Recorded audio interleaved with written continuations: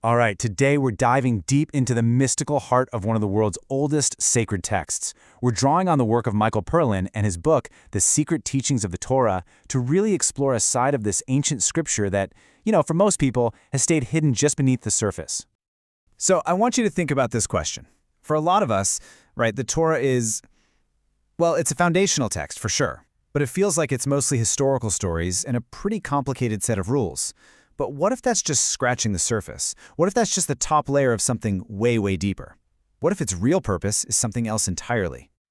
Okay, so let's get into it. The first big idea we have to wrap our heads around is this. To the mystics, the Torah isn't just a book you read. It's something alive. It's a living, breathing transmission of divine consciousness. And this quote from Michael Perlin really nails it. He says, the whole point is to move beyond the surface, to question, to explore. It's about peeling back all those layers of dogma and ritual that have kind of built up over the centuries. Because underneath all of that, there's what he calls a luminous core, a direct path to the divine that's just been sitting there waiting for us to find it again. So this is the game-changing idea we're really digging into today. What if the Torah isn't some dusty historical record? What if it's actually an active, living map? A guide that's designed to light up the path for our soul's journey all the way back to its source. Right, so if it's a map, how in the world do you read it? Well, the ancient mystics left us a key, a special kind of framework for seeing past the literal words and into its hidden depths. This framework is called Pardes, and it's basically an acronym for 4 different levels of meaning. You've got Peshat, which is the simple, literal story. Then there's Remez, which looks for symbolic hints. Drash gives us those interpretive, moral lessons. But the one we're focused on, the real treasure chest, is Sod. Sod literally means secret or mystery.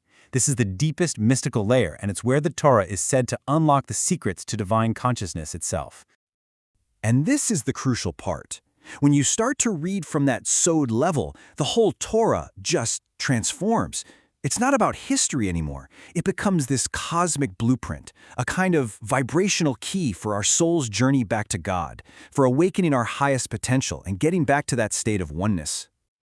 Okay, so let's see how this mystical key actually works. We're going to apply it to some of the most famous stories in the Torah. This is where the map really starts to make sense. Take a look at this. On one hand, you have the literal story we all know, but on the other, you have this deep, mystical metaphor. So Adam and Eve's fall from Eden, that's not just a story about an apple. It's a metaphor for all of humanity's descent into duality, into the ego. And Israel's slavery in Egypt, mystically, that represents the soul being enslaved by the narrow, tight confines of our own ego. And in this way of seeing things, Pharaoh isn't just some ancient king. He becomes a symbol for that force inside all of us that resists change, that fights transformation. You know that voice? That's your inner Pharaoh. The whole story suddenly becomes this deeply personal drama about breaking free from our own inner tyrant. So, if the Torah is the map for this incredible inner journey, well, a map isn't much good without some tools to actually make the trip, right? And that's exactly what the mystics say the Mitzvot, or commandments, really are. This is a total reframing of the commandments. Forget thinking of them as just a rigid list of do this, don't do that. The mystical view sees them as spiritual technologies. Think about that. These are highly specific practices, almost like spiritual exercises, designed to tune us in, to refine our consciousness, and basically realign our soul with the divine structure of the entire universe. And get this is absolutely amazing. The ancient sages taught that there are 613 mitzvot. Why that number? Because it corresponds to the 248 limbs and 365 sinews of the human body. It's this incredible idea that our physical body is a microcosm, a little universe, and these practices are designed to perfectly harmonize our entire being with the macrocosm, with the whole cosmos. So let's look at a few examples of these technologies in action. The practice of tefillin, that's about unifying your mind and your heart, your thoughts and your actions.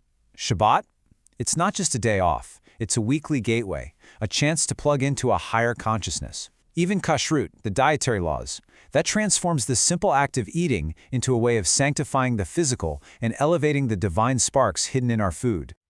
Okay, so we've got a map, we've got the tools, but where are we going?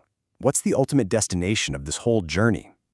The final destination is the realization of Ehad, which is Hebrew for oneness. And this is so important. It's not just about believing in one God in your head. It's about experiencing it. Experiencing the deep, fundamental unity of absolutely everything, and finally dissolving that illusion that we're separate from God or from each other or from the universe. There's this radical mystical principle called Ein Zelato. It means there is nothing but God. Just let that sink in.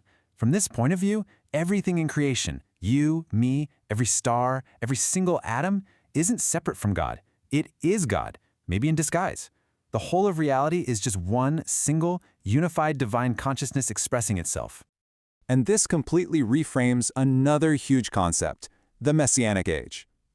The mystics see it not as one person coming to save the world, but as a collective awakening. A moment when all of humanity makes this evolutionary leap and wakes up to this reality of oneness.